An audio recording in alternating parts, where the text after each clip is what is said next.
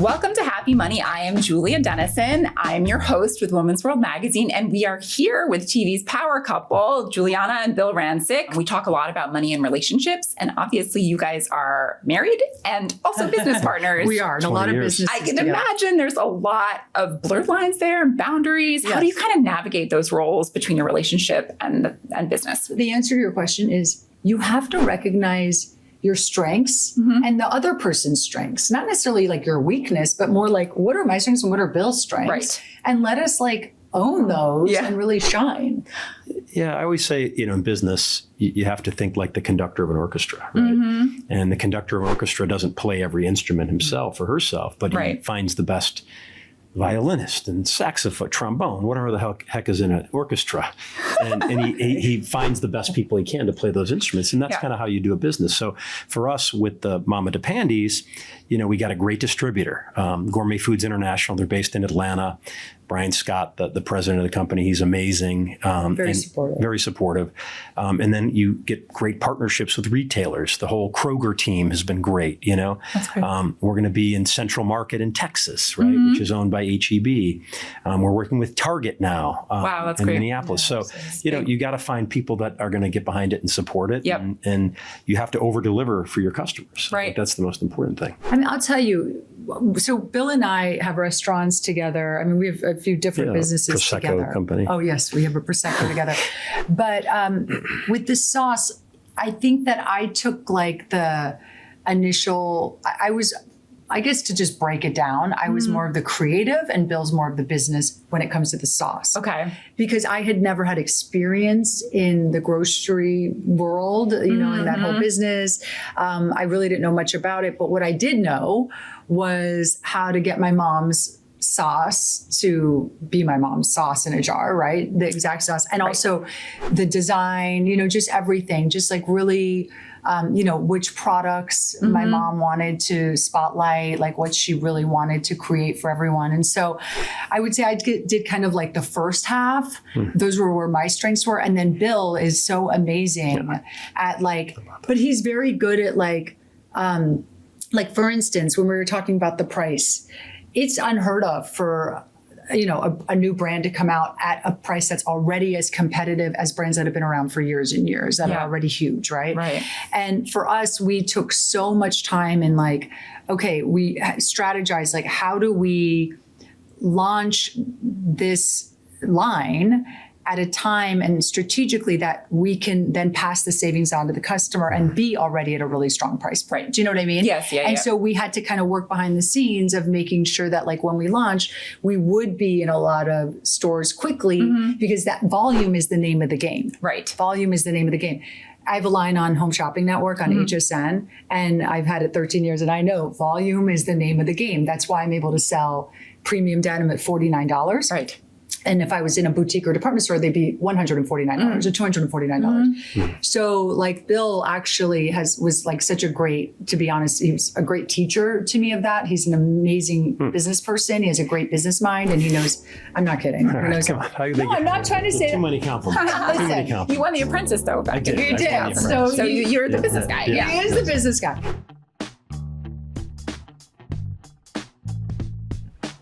Well, that tees me up perfectly for the next segment, which we call Happy Money, Happy Couple. Who made the last big purchase and what was it? It was Bill. I bought a boat. He bought a boat. Bought a boat. I bought a boat. Speaking of things that's that an go investment. down in value. Yeah. No, that was not my finest. And I don't advocate. That's in your own happiness. Listen. Self-care. Say he buys things that go up in value. I think, Planes and listen, boats. you do have to enjoy life too. That's true. And, I think that if you True. buy it right, Okay. He buys stuff right. Okay. Yeah. You got the best deal you could possibly get on that boat. I like to think I did. Yes, he is like that. He definitely buys things right. He does not just go, this new thing's coming out next year. I want to be first in line for it. I'm going to overpay. Okay. Yeah. He's not like that. He's no. So he waits. He's right. You're patient.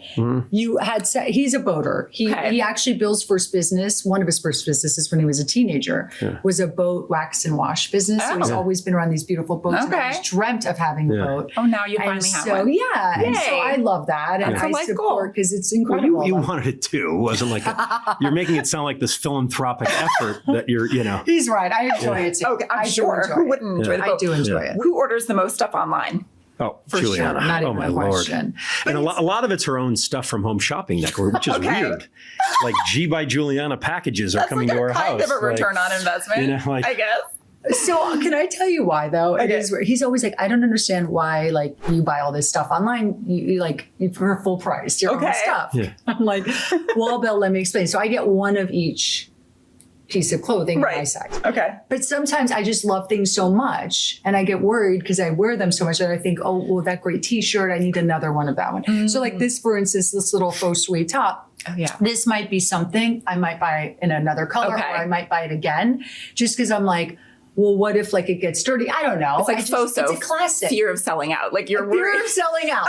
And this has happened to me where like I love something and I wear it so much and or I just want like you just wear it a lot and you just want and also by the way, my stuff is so affordable. Like the top's like $49, right? So it's like if I love it that much and I know I'm going to get a lot of use out of it, I'll buy it. Most of my online shopping is not clothing, though. Okay. I'm going to be honest. All right. Yeah. What kind of things? It's a lot of like knickknacks. Knickknacks? What kind of knickknacks? Just stuff for the house. Okay. Like she's a hoarder. No, I'm not. Amazon? Are we talking Amazon? Yes. Okay. A lot of Amazon is coming to that. So I now have 4 dogs. We now have 4 dogs. Okay. Wow. And so that's a sore subject. Stop. He loves them. You love them though. So much. Just as much as you love his boat. Yes. It's like boat dogs. You're not helping me here. All I was going to say is anything that is served to me on Instagram or TikTok that has to do with a dog or any sort of like a dog sling, new dog treat, you're like, here's my credit collar. I'm like, you got me. You got me. A lot of dog stuff coming to the house. Who was the last one to have the wildest business idea? And what was Probably Juliana. Okay. You come up with some wacky stuff. You had you designed some pillow you wanted to come out with. I'm working on that. Okay. Built-in pillow eye shade thing. I don't even know. Okay, don't tell my idea. It's not no, there's some very interesting ideas that she's come up with. There's a lot. So here's what I'm going to say though.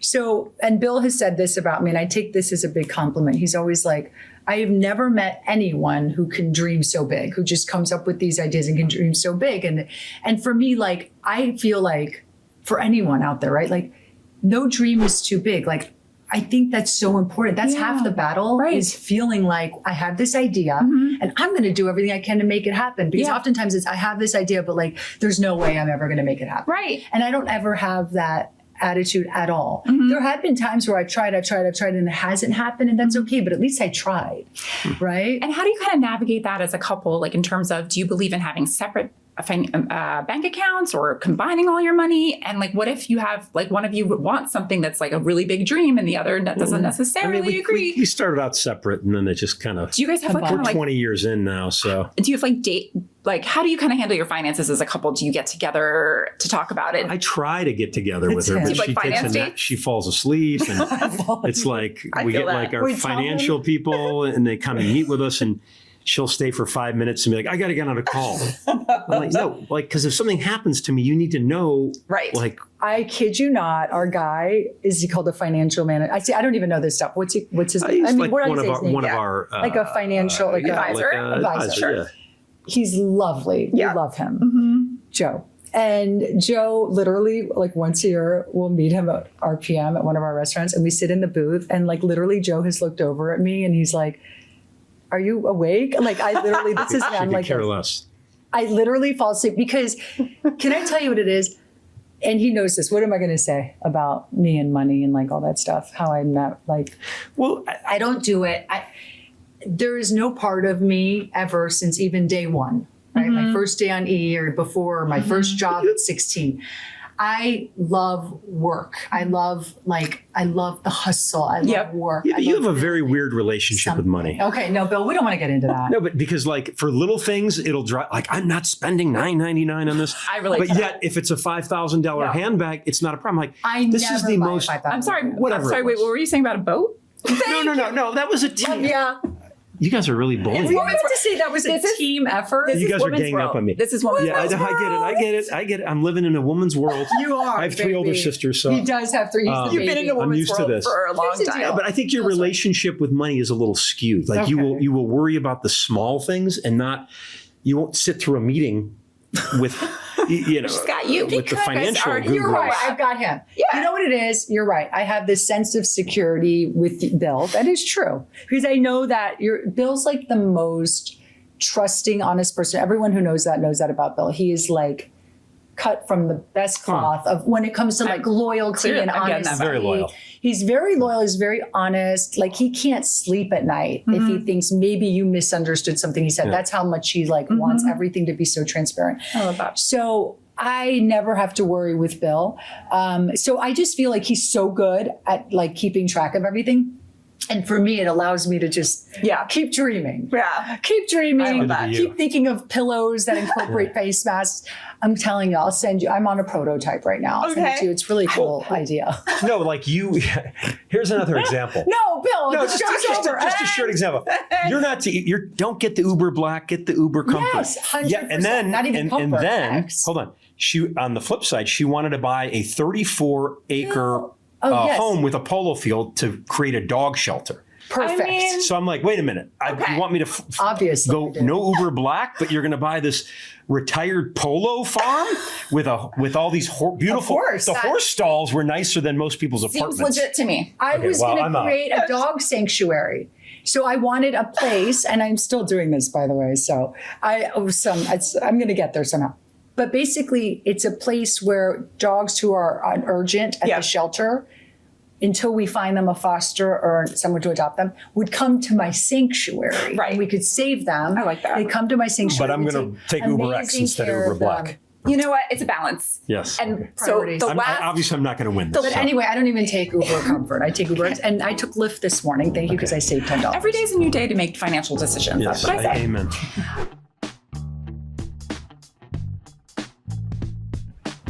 So the last question, I have a 9-year-old, Duke is 13. Yes. How do you kind of like, first of all, I think 13 is still Gen Alpha. Gen Alpha is like the Amazon shopping generation. Like they want to buy stuff. That's true. He's a consumer. How do you kind of like pass along that sort of like your money advice to Duke?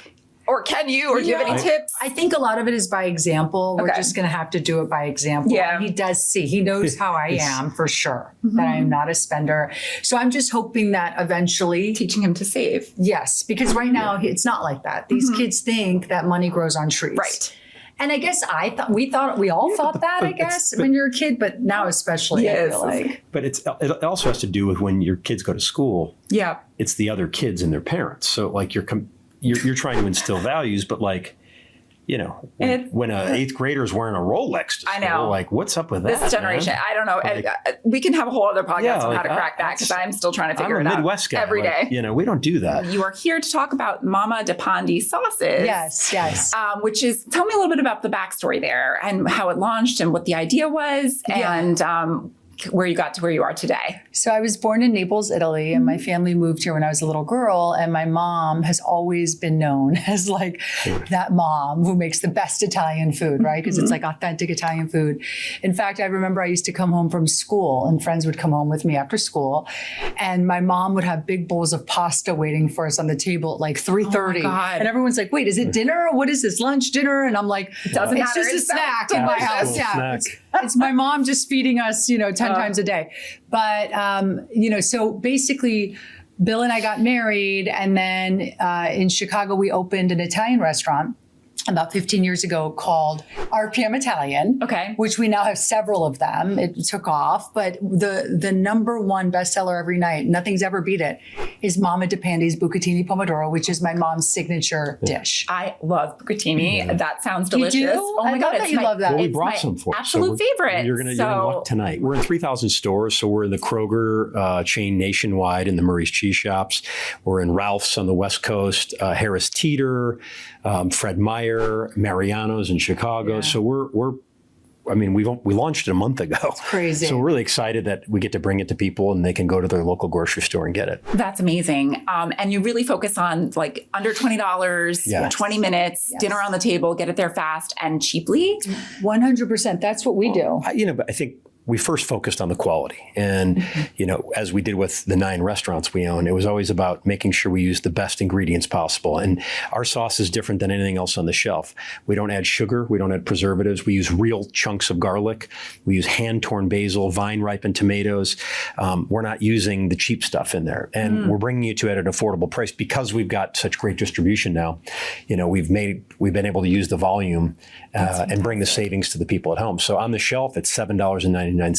That's which is comparable with all the other big name brands. And in blind taste tests, we win every time. It is really hard to find tomato sauce that doesn't have sugar in it. That's and that's a concern for a lot of our readers too, is trying to find, that like blood sugar friendly foods and like tomato sauces. It's hard. Well, and we want to feed our son, good, clean, wholesome food. And someone was just asking me, is this like the sauce when I go to Italy? Because when I go to Italy, I eat pasta and I don't gain weight. And I'm like, we don't put the preservatives and all the junk in there. Right. It's literally 5 ingredients. Wow. At an affordable price. That is so great. Can you talk to me a little bit about your journey to becoming sort of sauce entrepreneurs, so to speak? Do you have any tips for anyone who's like, maybe they have a family recipe that they think that the world would love to taste also? Is there anything that you would have done differently? Well, I think my first bit of advice is it's never too late. We brought Juliana's mom into this and she's 82 years old. Your mom looks so cute. Thank you. Thank you. I really wish she was here to meet her. She seems amazing. Thank you. But it's inspiring because at 82, she's now getting one of her dreams fulfilled. So I think, don't tell yourself you can't do it because of your age or, don't make excuses. Just go and do it. I think now, with Bill and I, we never meant to get into the restaurant business. It was an opportunity that came up from a passion that I had always had for my mom. It was a dream that I wanted to realize for my mom, like having people try her incredible dishes that I grew up on and my friends grew up on. So I think like whether you're trying to start kind of small in your community and making food for people, like for neighbors or, doing it that way, or even now social media obviously is a great way to really like get your dishes out there, get your recipes out there. And that's a really good way to try something out to see if it is a potential business. Social media leveled the playing field a little bit, so, small business owners and startups can play with the big brands because they can utilize social media to get to a nationwide audience where 20 years ago, you couldn't do that. So it seems like the affordability of the sauce was really important for you and just ensuring that families can put dinner on the table for an affordable price and without spending too much. Do you have any advice on, obviously your son Duke's 13, you're a family, you're putting food on the table and you were also creating this product. Do you have any advice or tips around making dinner more affordable or any like hacks that people can do with the tomato sauce? Yeah. I mean, I have to be honest with you. We probably have Mama DePandi's sauce. I'm not kidding you, at least 3 times a week because we're very busy people. Our son's busy too, right? He has sports after school, clubs after school. He comes home and it's like, what can I have that's quick?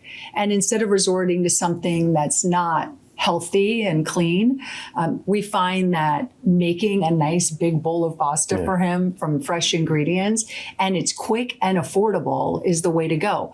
I always say it's like you really look at our sauce and you go, and our dry pastas and you go, wow, it's 20 minutes, $20 feeds 4 people. I mean, that's unheard of these days. You can't get fast food anymore for $5 a person. You used to be able to. Right. And that's changed. You go to get an apple in the store, it's $1, more than $1. Right. Was there anything frustrating or surprising about bringing a family recipe to a national market? Or did you hit any roadblocks that you would wish that you'd done differently if you did it again? I think, we serve this at our restaurants, the RPM restaurant chain.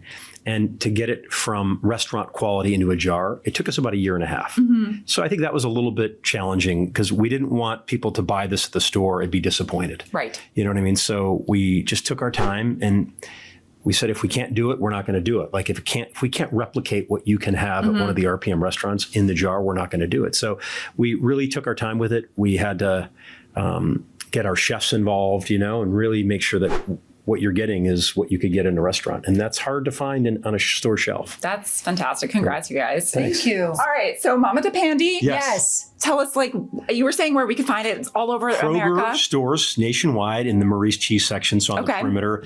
Ralph's on the West Coast, Harris Teeter, King Super in Colorado. So basically, Central Market's coming soon. You bought online also? If you MamaDePandi.com. Okay. Yeah. Got it. Yeah. So MamaDePandi.com will also have a store locator on it. Oh, good. So you can see the different stores. Yeah. So we're super excited. So exciting. And then what's next for you? Do you have anything on the horizon? I guess like pillows. Oh my gosh. My pillow will be coming out soon, and my dog sanctuary. Hopefully, all jokes aside, I would love that's like. My so passion right now is just rescuing dogs and just encouraging people. We are working on a pickleball game too. And pickleball. We are somewhat semi-pro pickleball players. That's the hockey. So Yes. All right, Giuliana and Bill, thank you so much for coming on Happy Money. It's been so wonderful to have you. Thank you for having us. Thanks, everyone. bye, guys.